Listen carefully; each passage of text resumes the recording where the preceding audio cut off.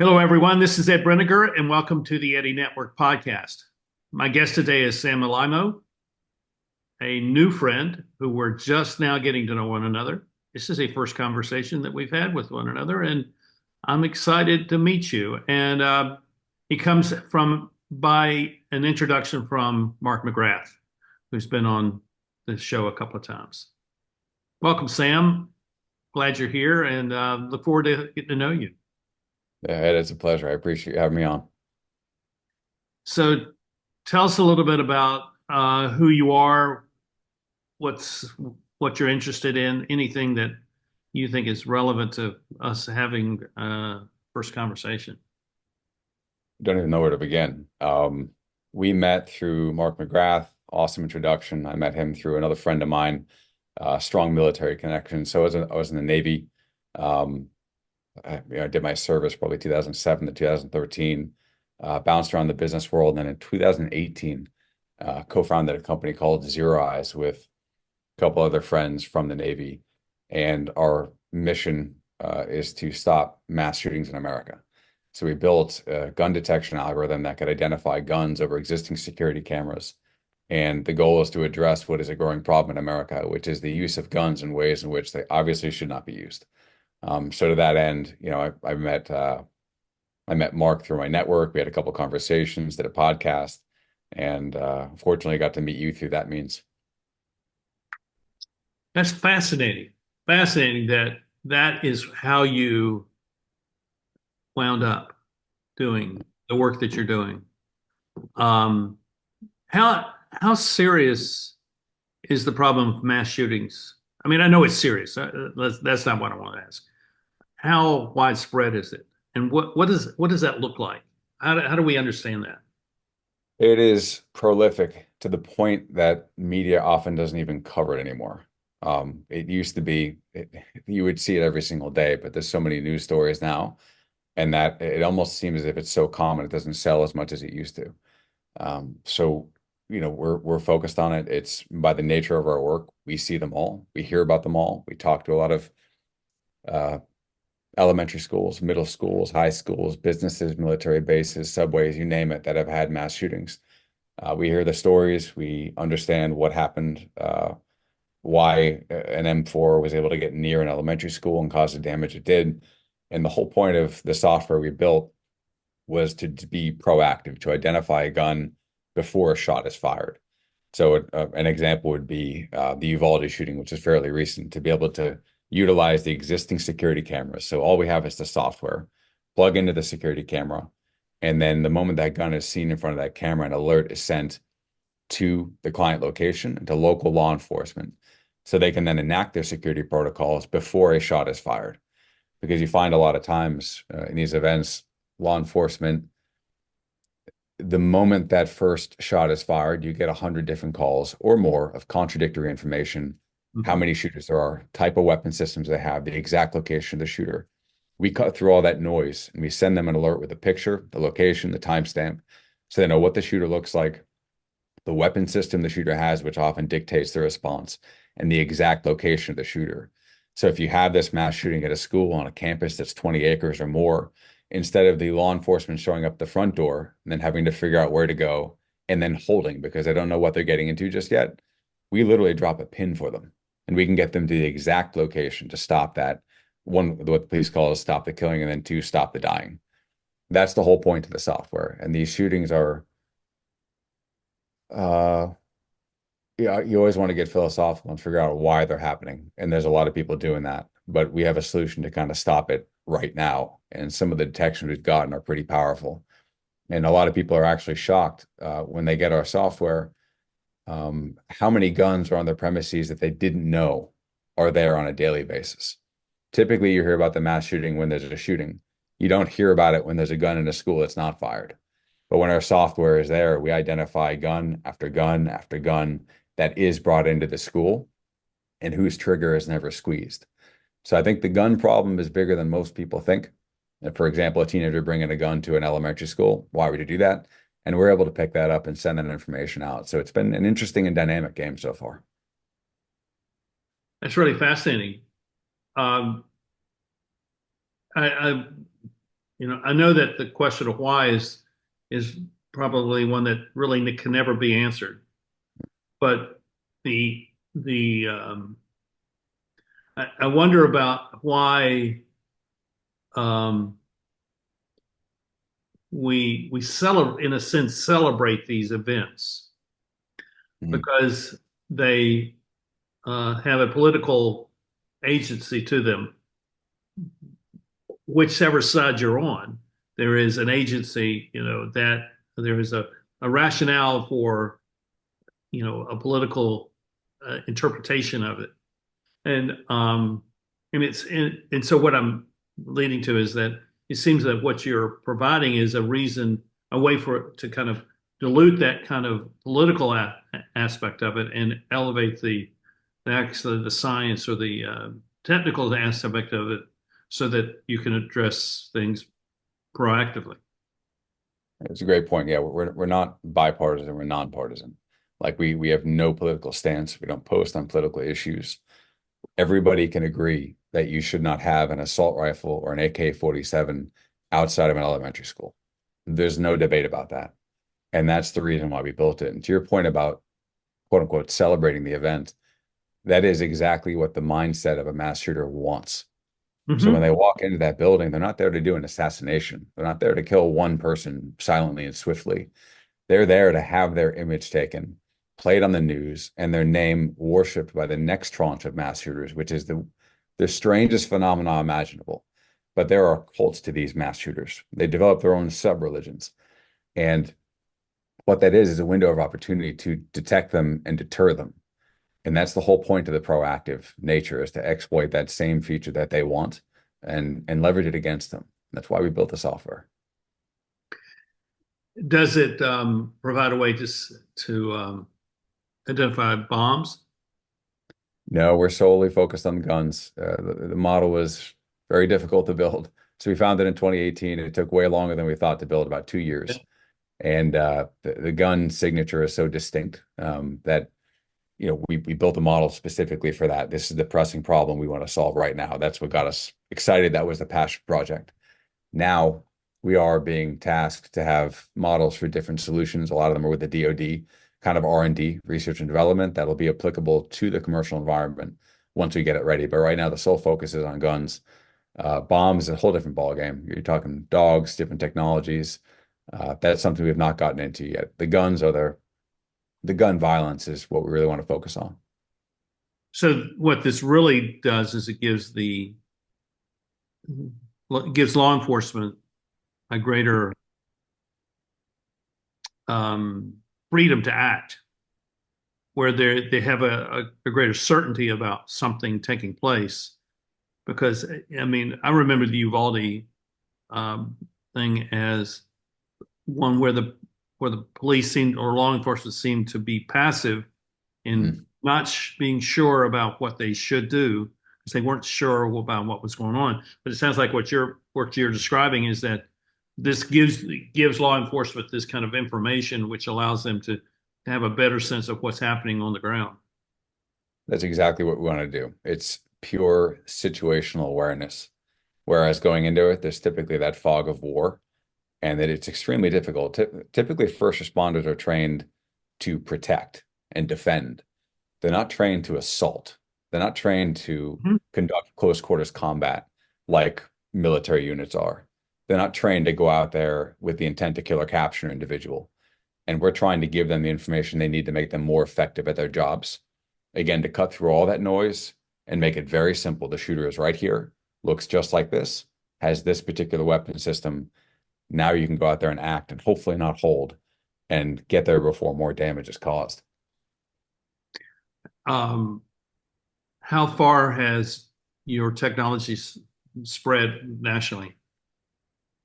Uh, Unfortunately, very far. So we're in 43 states, a couple countries right now. We never tried to grow internationally, but the international environment is reaching out a lot in Latin and South America. Um, we got a lot of requests in the UK for knives. I guess uh, when you can't shoot people, you stab them to death. So they have a knife problem there. Yeah. But the algorithm to build for a knife is extremely difficult. Everything looks like a knife. If you hold your phone up in a certain way or a Snickers bar, it's going to look like a knife. Or The pen, false or a positive load. pencil or a pen or something. That's right. The false positive load will go through the roof. So we're focused on the guns. But yeah, we're growing at a very good clip, and we've gotten some incredible detections. The other week we got a typical kind of scenario, an elementary school in Texas, double doors, camera looking at the double doors. Three roughly teenager age individuals walked up to it with a duffel bag, pulled an AK-47 out of the bag, and started trying to get into the double doors of the elementary school with the AK-47. And we were able to dispatch, we had them apprehended.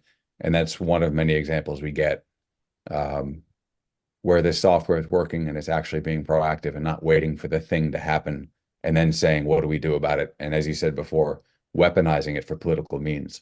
We want to end it. We don't want to argue about it. So when they buy this software, do they have it? Is it housed locally on their own servers, or is it in the cloud that you manage? How does that work? Yeah, it's a good question. We house it locally. We have, we have multiple means of this. Find it's quicker, it's more efficient, it's lean, it scales well. Yeah. And we actually, if you came to our operating center, it looks like a TOC, like a tactical operations center in the military. That's what that's called. We call it a ZOC, a Zero Eyes Operations Center. Kind of low lit room, TV screens everywhere. And our ZOC analysts, all of them are former military or law enforcement. So they're very calm under pressure, very good at identifying guns. They're staring at blank screens. So we actually don't stream live video feeds. We don't want to. We don't want to invade privacy. We don't want to recognize faces. We don't want to store biometric data. And what happens is when our algorithm thinks, I see a gun, an image pops up, a still frame image, and then our human in the loop actually verifies, is it a gun? If yes, dispatch. If no, send it into false positive. And that ensures we don't get our clients spun up thinking there's an event when there's not an event. But it's a very lean, very efficient. So one individual looking at that blank screen, since we're not streaming live feeds, can do 10,000 or more security cameras. So it's extremely scalable compared to if you could picture in your head like a screen with 200 little mini screens for each security camera on a premise and two people watching that. They're never going to identify a gun. They're gonna blink. They're gonna go to the bathroom. They're gonna look at their phone. Ours is constantly watching at scale for that gun. So the application of this technology is beyond what it serves the schools, but it's for every business building that exists, I would We're think. everywhere. Yeah, we're across commercial, almost every commercial vertical. We're in DoD, we're in federal. The application is every camera in the world.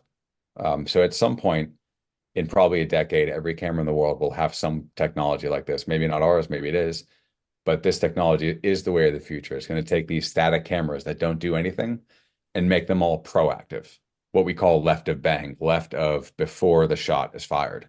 And Hmm. that's what we're trying to do here. The way to look at it is it might be something like fire alarm code.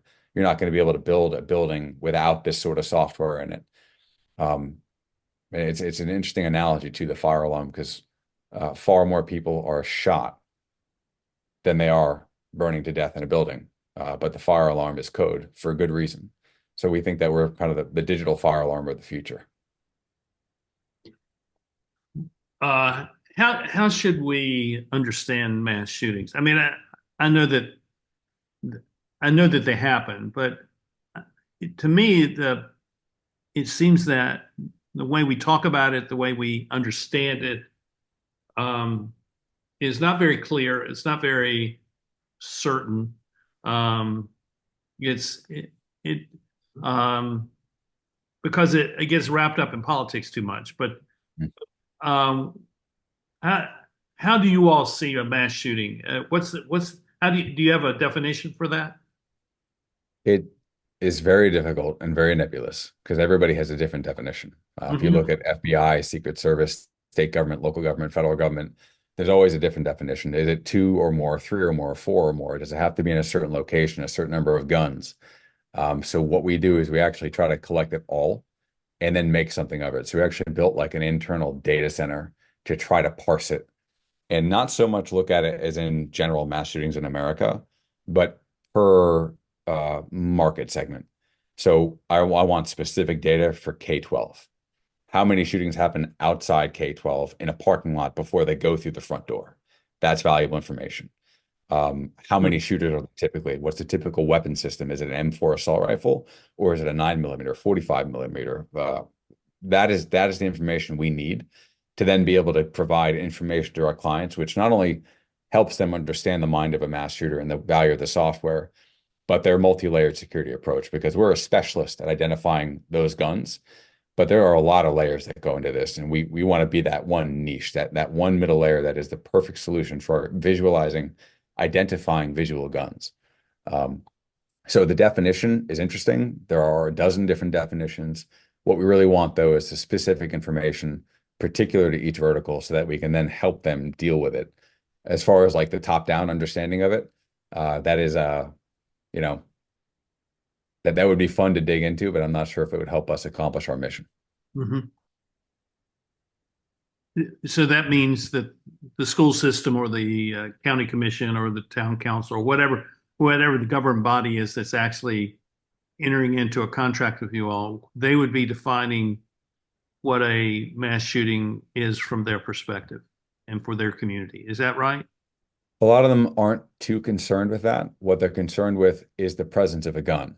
So they're just concerned with, I think maybe this way is the way to look at it is if you have a subway, for instance, we're in a couple subways. If you have a mass shooting, it's obviously devastating.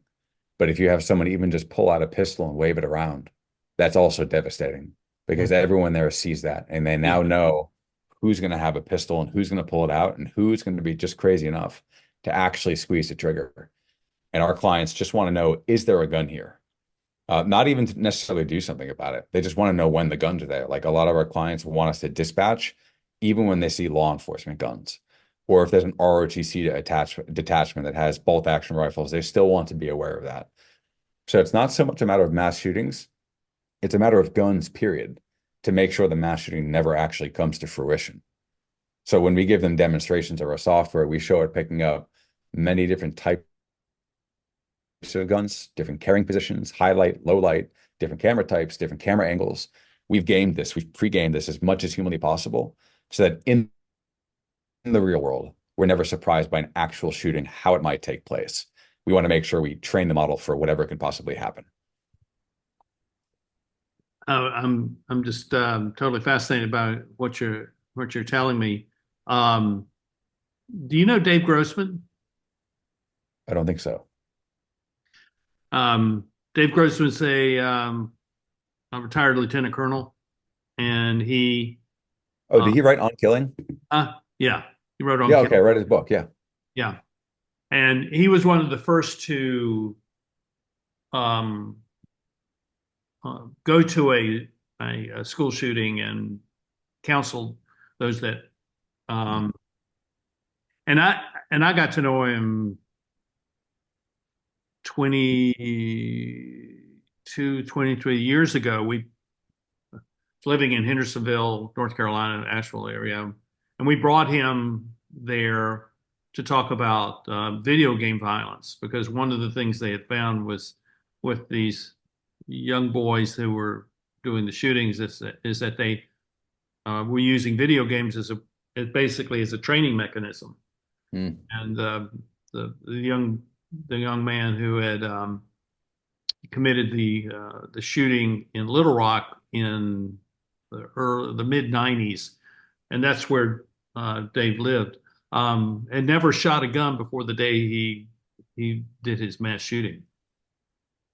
But he had been playing video games, and so this point and shoot, that ability to point and shoot and fire a gun, he had trained himself to do that, and so Dave took on the video game industry, and that's a whole nother story. But he came and spent a couple of days with us, um, talking to parents, talking to law enforcement, talking to other leaders like medical personnel, physicians, ministers, that's right, talking about all these sort of things. And it was really fascinating because it spoke to me was um, that the public has a responsibility to be vigilant themselves. And they can't just depend on the school system or the government or the business to be vigilant. They have to be vigilant themselves and be able to spot things that concern them, and then speak about those things. And it was fascinating. One of the sessions we had with Dave was at the law enforcement training center, the state's law enforcement training center in Henderson County, and what he did was he took this collection of law enforcement personnel that came in for the afternoon and took them through his bulletproof mind process, which Mm. is which is basically training law enforcement, but I'm sure it's also people who are in battle, how to deal with the physical and mental aspects of violence, of being in a shooting situation.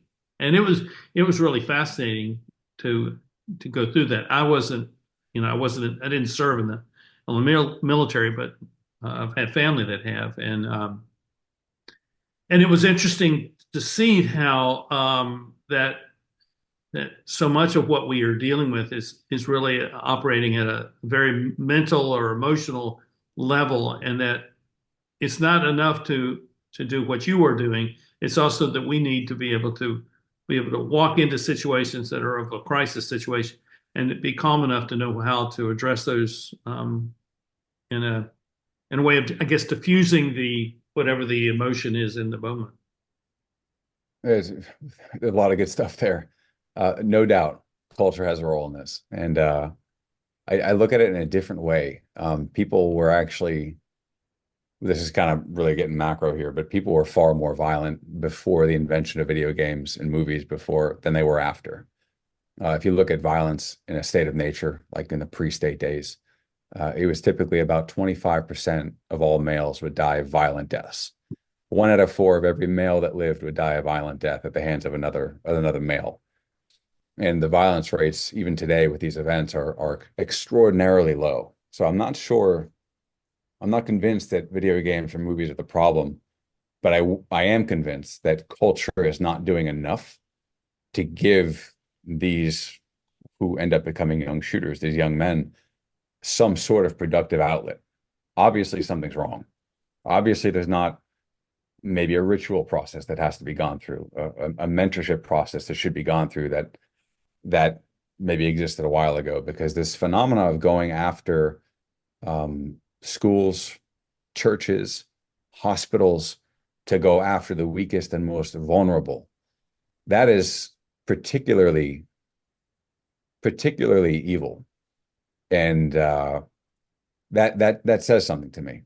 There's a level of angst there that's almost unmatched. And I think that's just symptomatic of what you're saying, something deep that's not being satisfied culturally. And I think we need to kind of get back to first principles. And I don't think looking at video games is the solution. I think it's far deeper than that. I think it's probably goes back to community. It probably goes back to some sort of belief. It probably goes back to mentorship, the basics, the ancient stuff.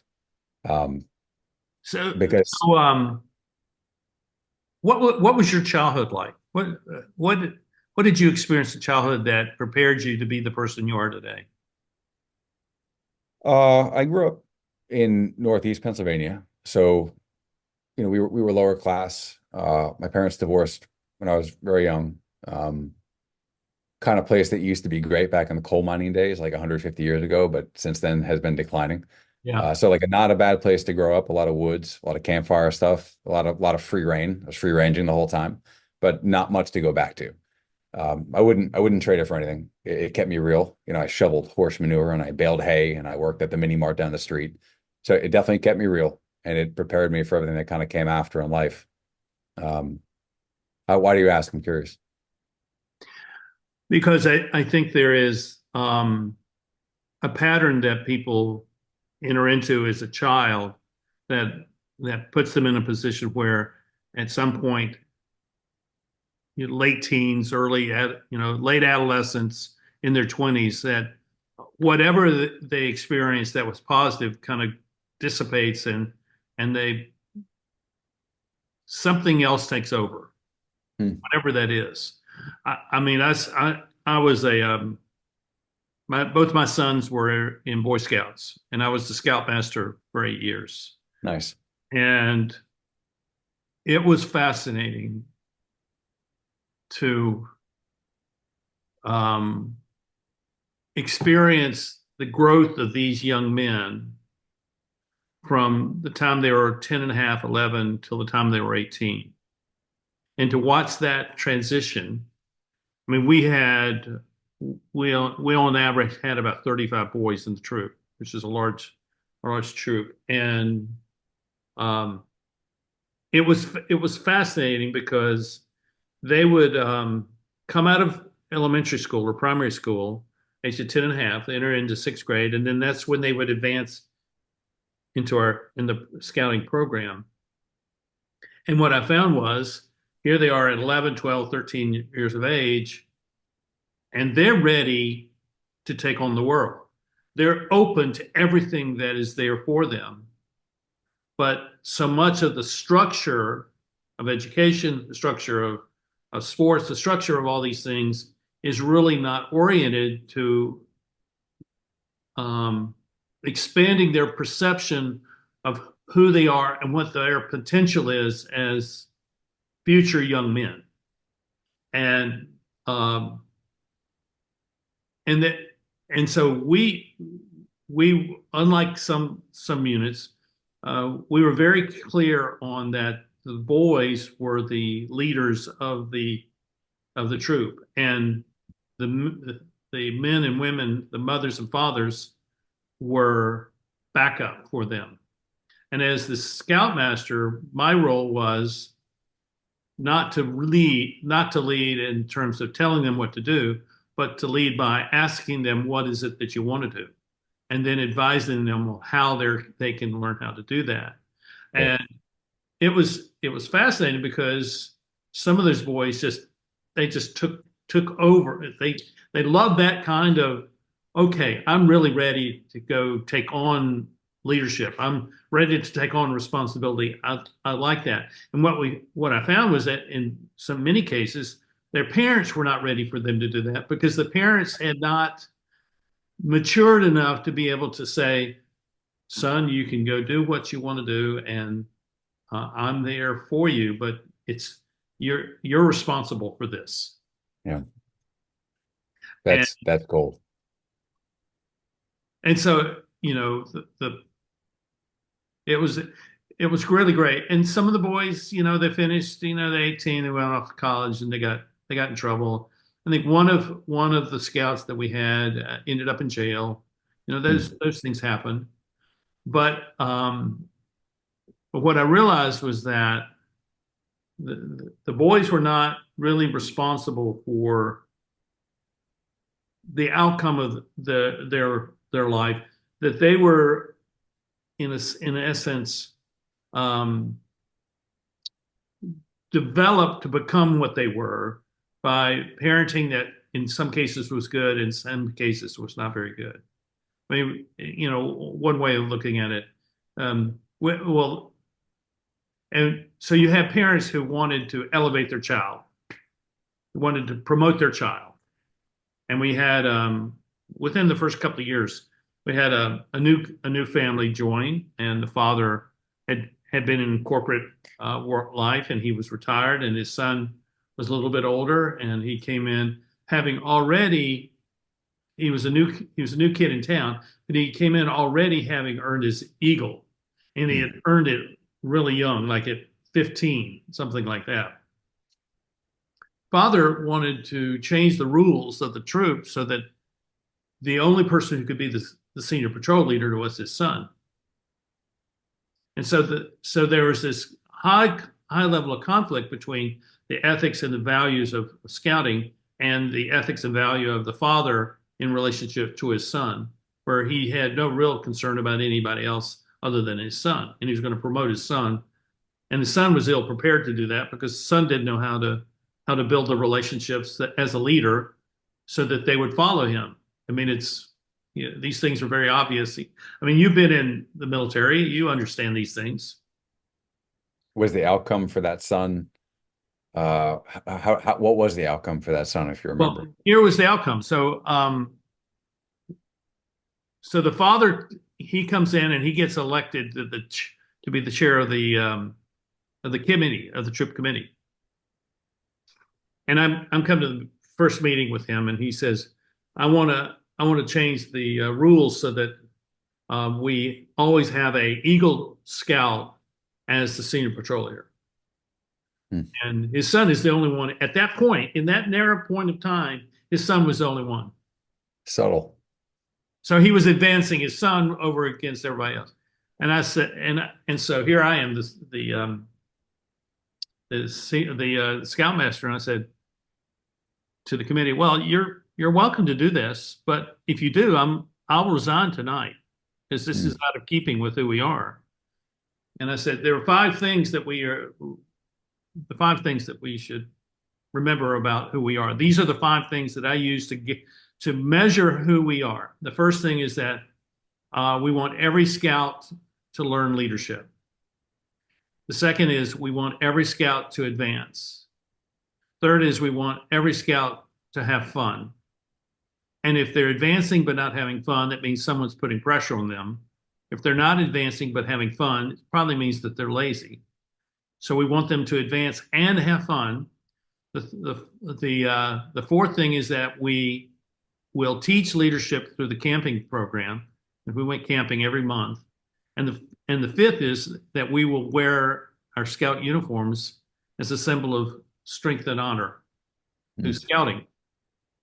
And so that those principles, they voted to make these principles the guiding principles for the troop, which still exists today, 25 years later. And this guy resigned from the committee and took his son to another troop because he wasn't going to get what he wanted. But what was interesting was that it became apparent that we needed to address how parents interface with those principles. So a year later, the troop voted to make those 5 principles applicable to all the adults, to all the parents. So every adult is going to learn to be a leader. Every adult is going to advance through training. Every adult's going to have fun. Every adult for whom it is possible is going to go on the camping trips, and every adult's going to wear a uniform. So we were building a sense of unity, but we were doing that on the outside, where actually the boys running the patrols and running the troop itself were elevated so that they were making their decisions. They were talking to me about what their decisions were, and I was saying, okay, that sounds good. Here's a couple of thoughts, but they were leading, and it turned out to be one of the best trips in our council. That's phenomenal. That's great. Yeah, it was really where I learned what leadership is. I mean, I was a leadership guy. I've been a leadership guy for 15 years at that point, but here I am actually having to figure out, how do you make this work? And so I look at those boys, and those boys would had good support from most of their parents. Gave them good support, but then we had those boys that the parents wanted to fill their activity schedule with all kinds of activities because it would look good on their college application. So the boy would show up late for scouts in his soccer clothes, not wearing his uniform, and his mother would drop him off, and the mother would go to the grocery store, then come back and pick him up. And so there was this disconnect between the parent and the child. So when we'd have a child that would come, a new boy would come from advancing out of Cubs and Webelos into the Boy Scouts, we would tell the parent, says, if you want your child to benefit from this experience, you need to get involved, because you can talk with your son about what the two of you have experienced on a camp out or at least on Thursday night as you're driving home. You will find that there's a bond growing between you that you will have for the rest of your life. That's And a, I don't think a lot of kids have that anymore. yeah, I don't know. Depends on where you go. That hard charging kind of pursuit, I could see the attractiveness of it. That's more of the quantity though over the quality, which is what you're talking about. Yeah. Nothing will ever beat the the close contact with people and growing closer through difficulties, through the trials. Nothing will ever beat that. No amount of hoop jumping. So when I was asked to take over the troop, that's a whole nother story. But when I asked to take over the troop, I didn't know what I was going to do. I didn't and had spent 1 year as a Boy Scout as a child, so I didn't really know what this was about. So I told my sons, I said, "Okay, I'm going to do this, but I need you to tell me what we need to do. So we're going to debrief every meeting as we drive home every Thursday night." Nice. And that's what they did. So that created a bond that um, between the three of us that lasted a day. That's great. And I think about that in the context of these school shootings and these school situations where and think that the problem is not with the child, but really with the family unit of these kids have been parented and how the parents understand what their role is as parents. And and I think that's what I observe in what I do. I'm curious as to see. I think there are a lot of kids that can go through a hard family life and come out of it having gained something of strength, gained some resilience. But there are a lot of kids that come through that and it just totally destroys them. And I think that's one of the realities that we face in our world today. I don't know how to parse that one. I wish I did. Uh, But you didn't have both of your parents with you all through childhood, correct? I did not. Um, and yet here you are, obviously a mature young man doing really important work. So what was it that you look back on your childhood? This is really where I was going, earlier, that you look at as saying, this was the thing that made the difference in my life and set me on a trajectory that has led to me to today. One word, my mother. She was the best example of what a human being should strive to be. And no matter how difficult it got, the fact that she did what she did for three children, the amount of work she did, the amount of loving and caring she had for them, even though it almost broke her. I witnessed it all and I felt it all. And that was a saving grace in the entire experience. And I read it before. I'm not sure how true it is, but the one thing they say, the most important thing they say for any childhood, whether it's abusive or poor or unfortunate in any way, is love. Was the child loved? That will get you through anything, and that'll make sure that you're set off on the right track, no matter what other deficiency existed. And that was what I got from her, and I think that was the thing that made it all worth it. That was why I could look back at my childhood and say it was great. I wouldn't change a thing. Were you the child that wanted to challenge things and try new things and test yourself? Was that the kind of childhood you had? Yeah, I don't know.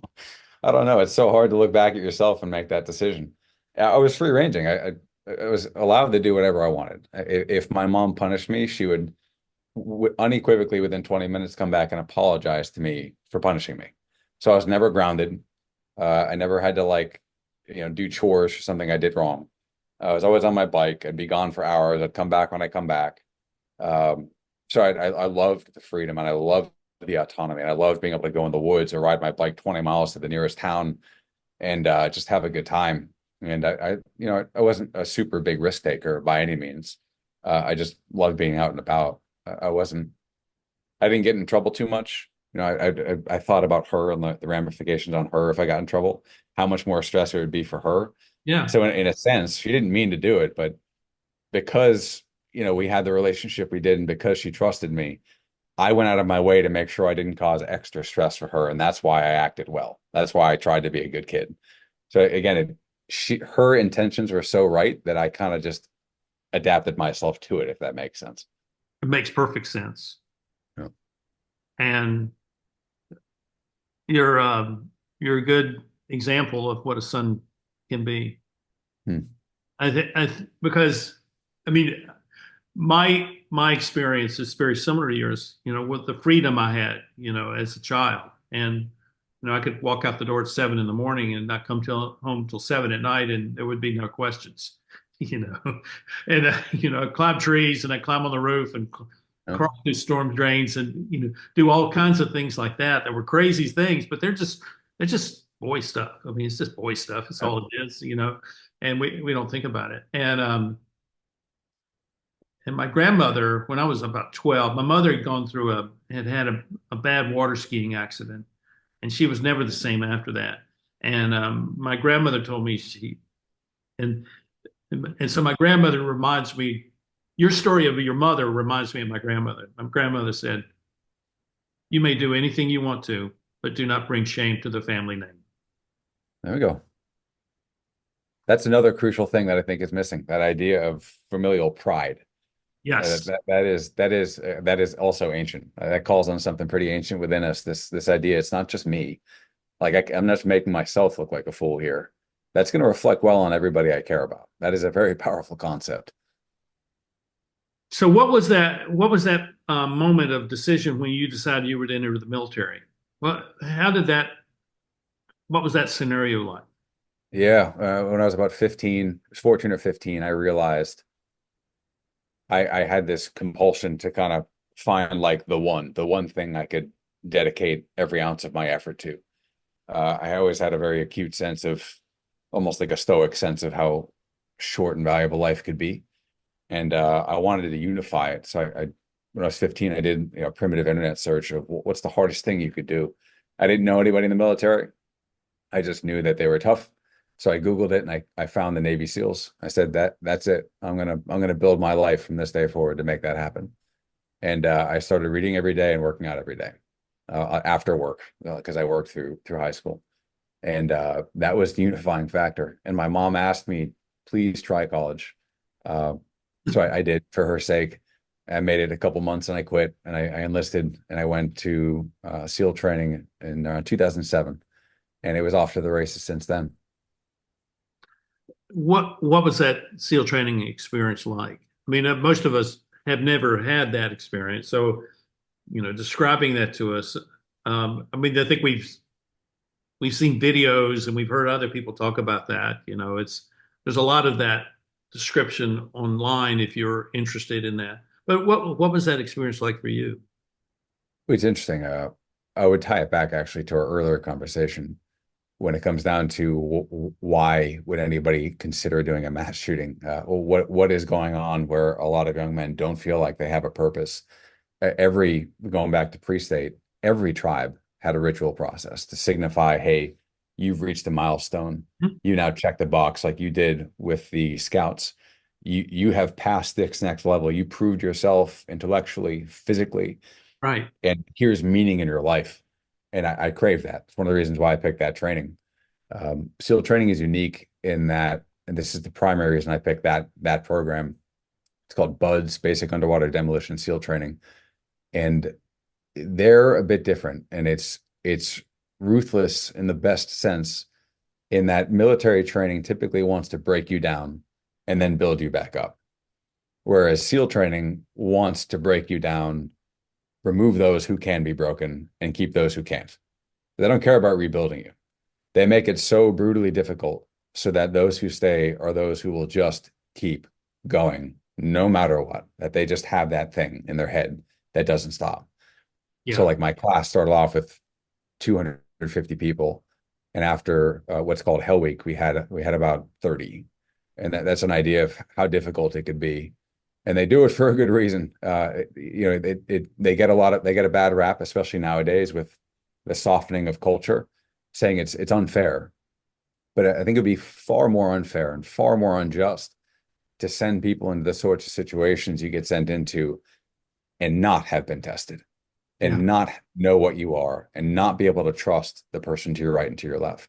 So it's Yes. built that way for a reason. And the history of Hell Week goes back to the losses suffered by the frogmen in on the beaches of Normandy. They had it was 50 or 60% attrition rate, killed Right. and wounded. Right. And that's where they came up with the idea of, well, we're going to do that in training. We're going to make training harder to make sure you know what you're getting into so that when you have to plant that bomb on an obstacle offshore, so the Marines can land and get on shore, you will not stop and you will plant that bomb or you will die trying. And I mean, I remember in Hell Week is 5.5 days, continual physical activity, continual psychological harassment. Starts Sunday, ends Friday. You get 3 hours of sleep, 1 or 2 hours Wednesday, 1 or 2 hours Thursday. And anybody who quits will quit by Wednesday. Nobody quits after Wednesday because that's the point at which you literally become almost a machine. And the instructors are no longer there to haze you and tell you to quit and get in your face.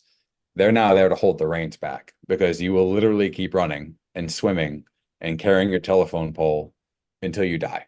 So their goal is to shepherd you to Friday afternoon and make sure you stay safe until that point in time. That's why I picked SEAL training. It was just the hardest thing I could find. And it fully met my expectations. I actually can't believe it's legal. That's that's a great line there. Um, I have great respect for you guys that have been through that. Some of us in our minds think, "Oh, I could go do that," but in reality, we do not know what physical pain and physical anxiety and physical fatigue really feel like, and so we don't know actually how we would respond in that moment of Hell Week. Nobody does. You would be surprised. Like again, I didn't play sports, and a lot of people show up there who are just studs in high school, studs in college, 225 muscle. They had the trophies, and a lot of them were the first ones to drop out because they didn't know what it meant to fail. And Buds is meant to make you fail every second of every day. Nobody's special there. Everybody gets broken down. Everything is designed to make sure you don't get that trophy. You're guaranteed to fail. So it's more of a mental game than a physical game. You'd be surprised at the people who make it through. A lot of people who never even heard of the SEAL teams, just through sheer randomness, found their way to Buds and made it through just because they had a tough childhood. They did manual labor and they just knew how to work and they just knew how to throw down, and they just wanted a loyal community around them. So you never know who's going to make it. And a lot of people, I found the people who have that doubt, who say, I don't know if I could do it. They're often more often than not the ones who make it through than the ones who say, I got this. It's kind of an interesting phenomenon. I totally understand that, and you know, it's not the same. I'm not comparing myself to you at all, and I just want to be clear on that. But I push myself all through my life to change and to grow, to constantly change, and never be satisfied with where I am. Um, and when I meet people who have that same mindset, I feel like, okay, this is someone I really Yeah. can appreciate. I can, I can, we can understand one another. And and when, I don't know how old you are. How old are you? 36. You're 36. Okay. I'm 71. And you live 71 years and you take that mindset that you have. It's not for me, I'm not, again, I'm not comparing myself, but you say, I got to go this way. I have to do this. I've got to pursue this. I can't not do this. And you find that all these people that at one point in your life you admired and you were close to, but they would not be able to go with you there. Hmm. And but what you find is that okay, they're guys in their 30s and their 40s, women in their 40s and their 50s who have that same mindset So now we're together. A lot of these people have ended up on my podcast. Hmm. We've not acknowledged that, but I see that these are people who have a sense of drive and a sense of purpose that, in my way, I would say it is that they will not allow any obstacle to get in their way of achieving what they seek to achieve. Now, what, I mean, this is great. Why do you think that is? Is it the network effect? Is it because, Mark made the introduction to you and me? Are you being introduced by people who fit that spectrum, or is there some other means that made that happen? I don't have an answer to that. I'd be curious to know what that is. I am too, because what I find is that all of this is is inherently very personal. Drive, Mm. purpose, achievement is very personal, and when it grabs hold of you in a particular way, you can say no to a whole lot of other things, and a lot of things that other people will say yes to because it's convenient or it's whatever it is.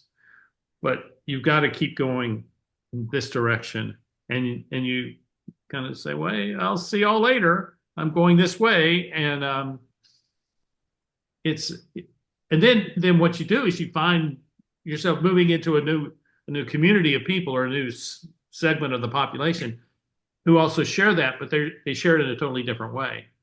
But so I look at the world we live in is needing more people like you and me Mm. who have a certain drive and will work through every obstacle. There's no obstacle that is will remain standing if so we can achieve. It's not that we are seeking glory or we're seeking wealth or seeking something.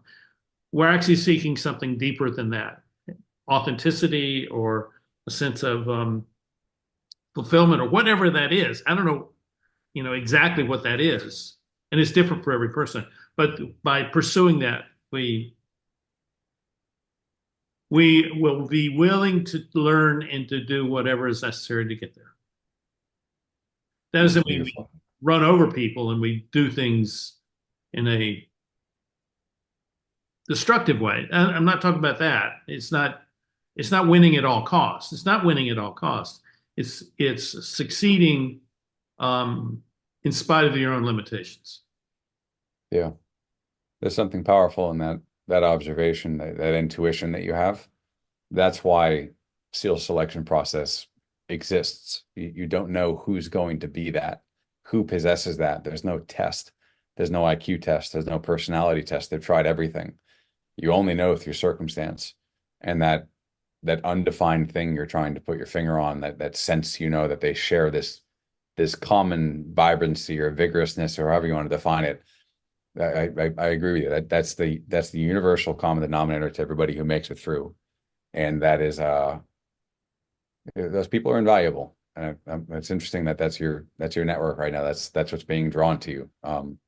It's a good thing. It's a powerful thing. Yes, it is.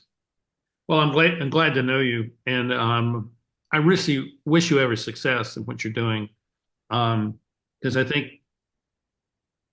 the work that you're doing with this software is really important, and I'm glad that it exists, and I celebrate it, and I think the wider use of it is to our advantage.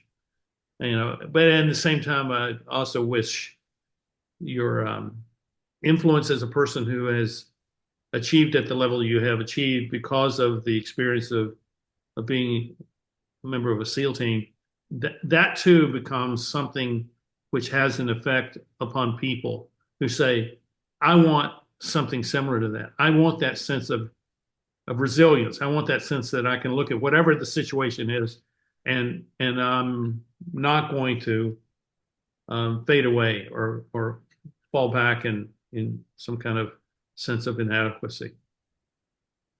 Yeah. Yep. Yep. 100%. I'm very glad to meet you as well. Really like your platform. Really like your structure. Love the conversation format, and I like what you're doing. So keep it up. So how long have you been writing on Substack? I started January of this year. And what has your experience been?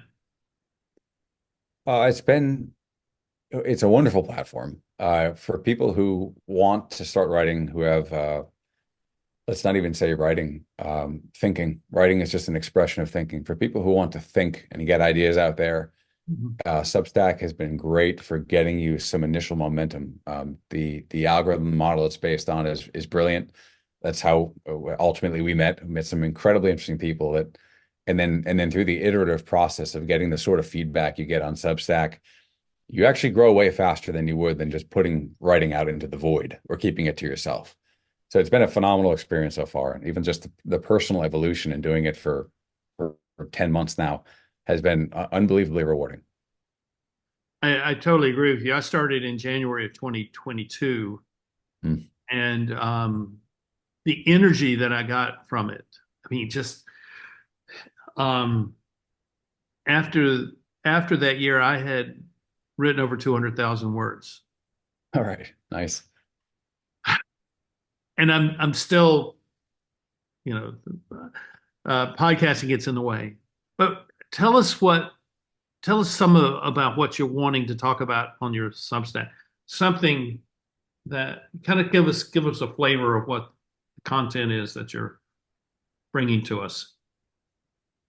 It has definitely been a learning process. Um, it I'm trying to hone in on like striking ideas as it pertains to um, some aspect of human behavior. So I'll oftentimes compare studies of pre-state peoples, whether they're pre-state hunter-gatherers, pastoralists, agriculturalists, horticulturalists, people who lived more in a state of nature. How did they live their lives? What were the group interactions like? What was the process of survival? What was the violence that shaped them? Because we talked about a lot about violence today. That is a very real aspect of human nature and human history. And I'll also dig into different wars in the past. And then I'll compare that and contrast that to some modern pressing issue we have at the moment in culture, in society, in the country, in the world. And I'm trying to understand that the world that shaped us has almost all been eradicated. And what is left in that void? What is left in the void when rituals have been removed, when violence, its preparation for violence has been removed, the reaction against violence has been removed, the tight-knit communal environment has been removed, and all of that was shaped by severe hardship.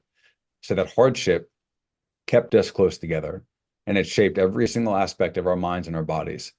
And then the big question becomes, what happens when that's gone? So what happens when you have these exceptional bodies we've been gifted by nature, these incredible minds that are designed to innovate and constantly be interacting with the environment and overcoming difficult problems that affect life and death? What do they do when they're no longer engaged in hardship? Mm-hmm. And I think a lot of what we're seeing in the present day is the result of not being able to or know how to fill that productively. And ultimately, I ground that all on a philosophical basis. Stoicism has been one of the best philosophies I've come across to not be abstract, to not just be an academic principle, but to literally be a way to structure a practical mode of life, more in tune with the world around you, more in tune with the spectacle, which is a word you use that I really like. So to identify this aspect of us in the culture, and then potentially what we could do about it, given a stoic approach to life. I really like what you're saying because I think um,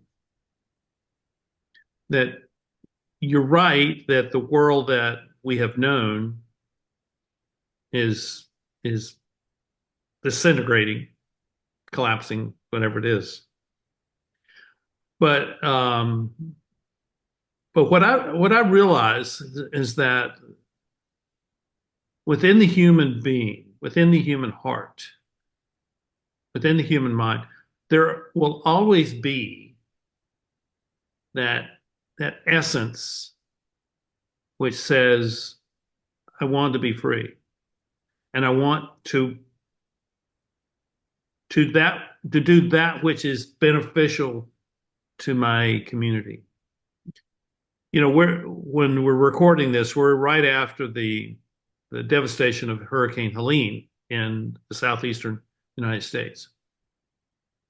And I'm watching um, people like you and me step forward to help. And they're stepping forward to help without any institutional backing, any institutional support. They're just doing it out of their own goodness. And I saw this in Hurricane Katrina 20 years ago, almost 20 years ago. Same thing.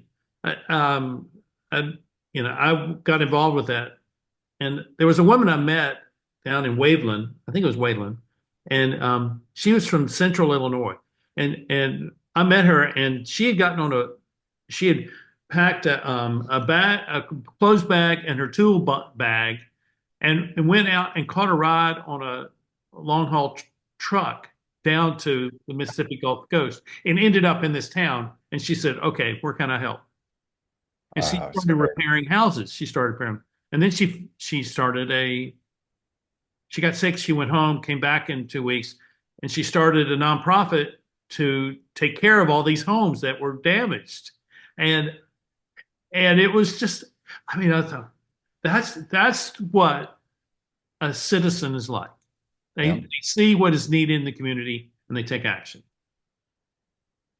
So so so you said you're kind of on a process of discovery, let's say, or you're on an arc of change in how you understand what you're doing with the Substack. What is it? Who is it that you're writing for? Let me ask you that. Let me ask that question. Who is it? Do you know who you're writing for?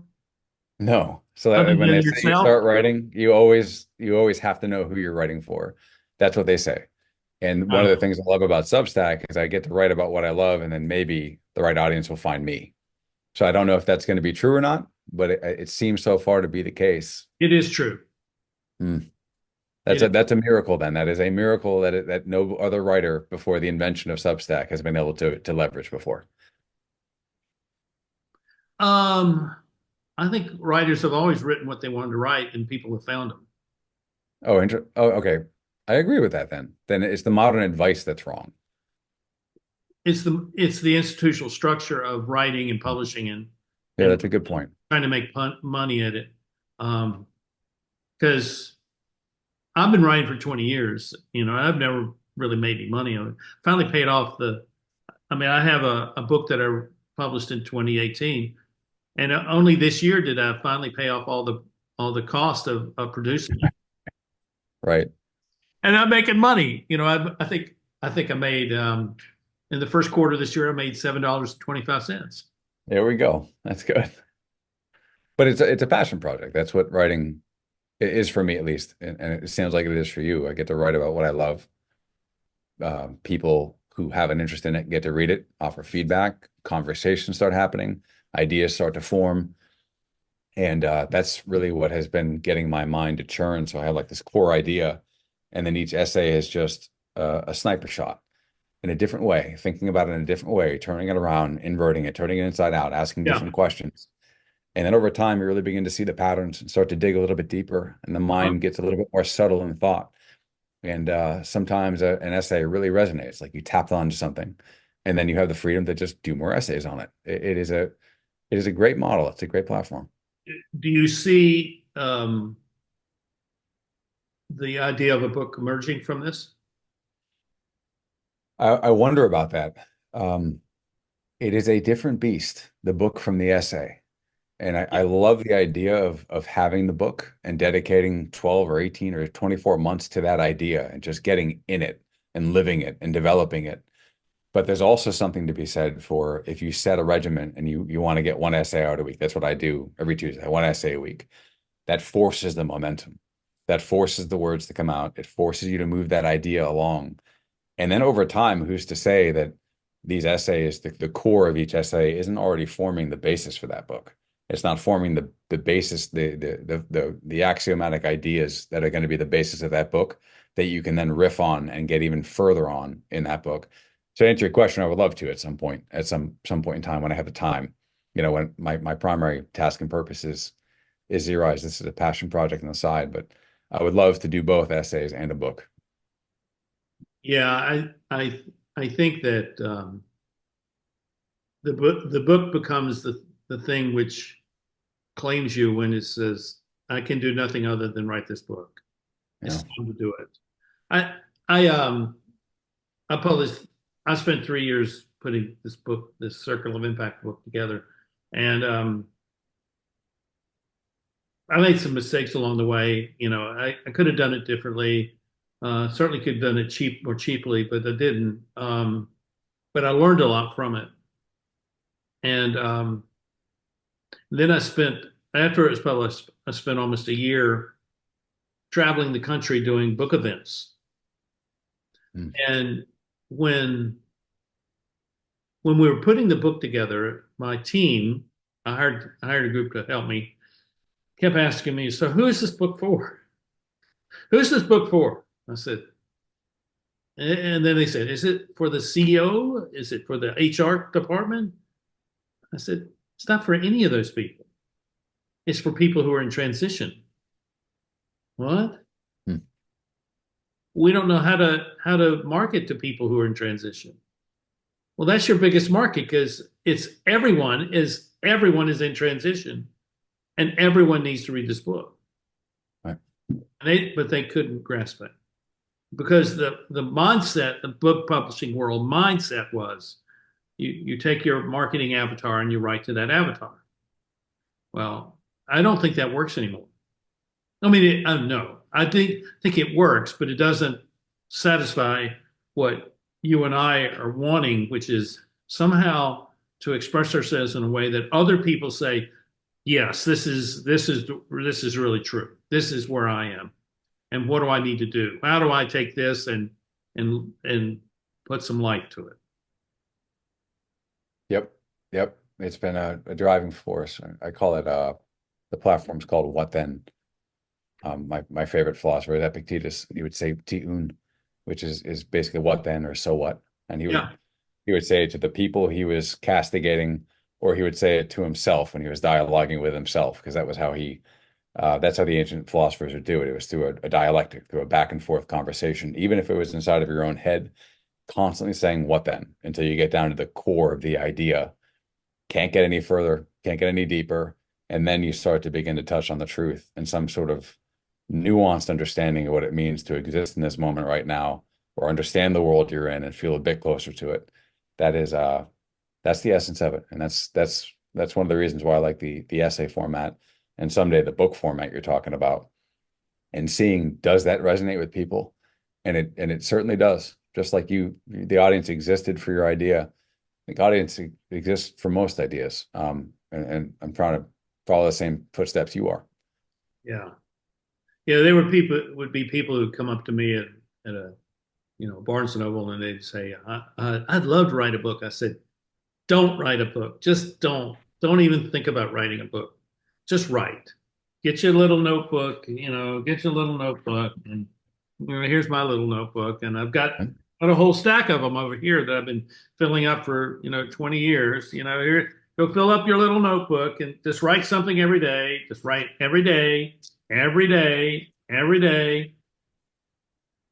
If there's a book in you, it'll show up." That's gold. That's gold. And I'd say one of the best things I've done is find thinkers that really get your brain going. I think most people have read a book or come across something, and all of a sudden the brain starts firing on all cylinders. I'd find those people, find those mentors. Most of mine are dead. The people that inspire them most are dead. They just wrote good books that still last, Right. and then really get into it and experiment with it. Write about what they write about. Write about what they said. And for me, it really has helped shape my mind in a really positive direction to dig that bit deeper. Like Epictetus was one. Eric Hoffer, I'm not sure if you read him.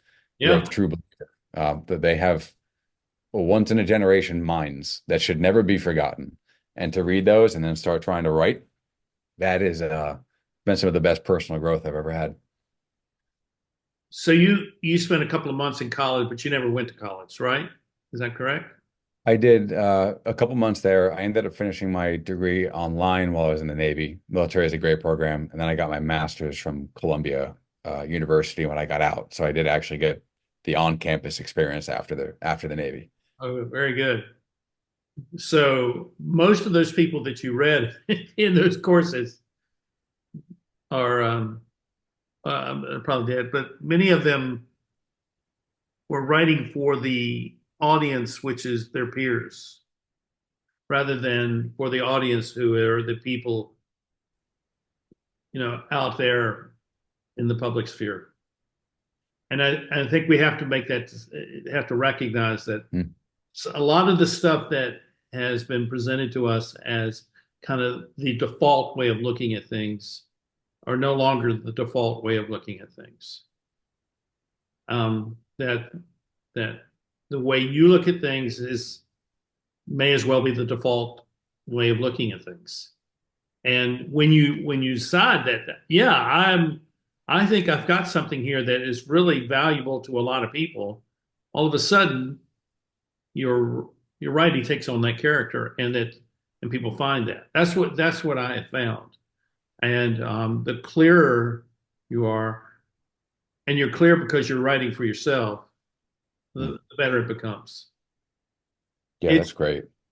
but I well let me okay, I want to ask you one more question. And I'm gonna go spend some time with your blog, your Substack, because I have not, but I promise you, and I will comment. I just to everyone who's watching, if you're not commenting when you read something, I don't say, "Oh, I like this." Don't say that. That's not a comment. That's not a comment.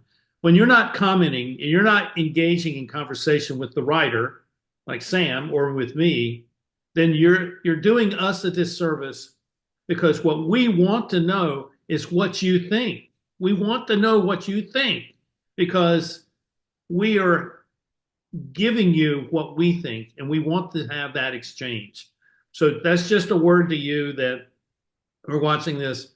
Please think about it. Give us comments, and because it really does, it's really valuable. So here's my last question. I want to know where you find hope in the world or in the future or whatever we want to call that.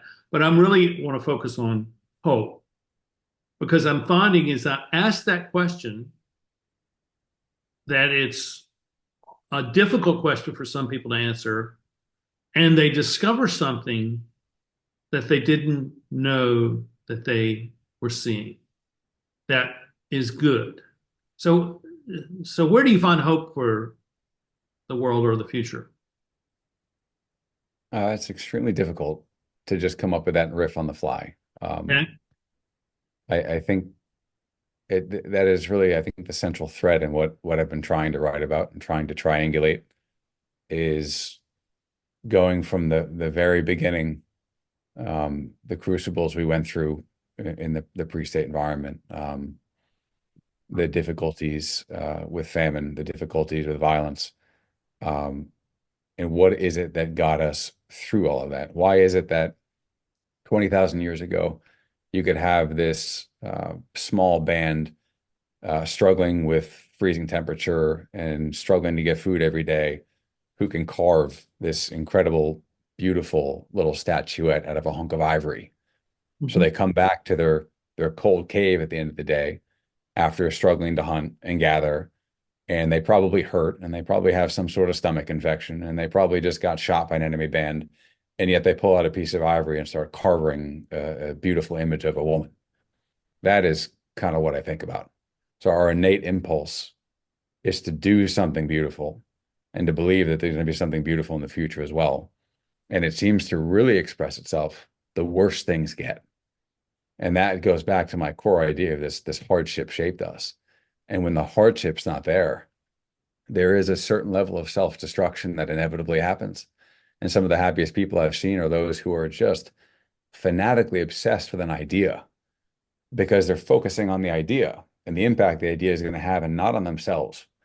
And the harder things get, the harder the times are. You see, that's when the best art comes out. That's when the best novels come out. That's when the best paintings and movies come out. And I think that's what gives me hope, is seeing what comes out of hardship and always has come out of hardship.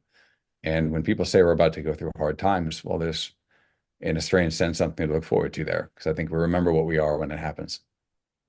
I totally agree with you. And I think the more we allow suffering to be a catalyst for growth, the better our lives will become. I think that's part of what you're saying. And hardship, suffering, sorrow are motivations for expanding our capacity to deal with life. And that's not been where we have been for the last 200 years, or last 150 years. So but I think that's emerging. I think that recognition, I think about the people who are here in North Carolina who are suffering from Hurricane Helene. I mean, I've been talking to them,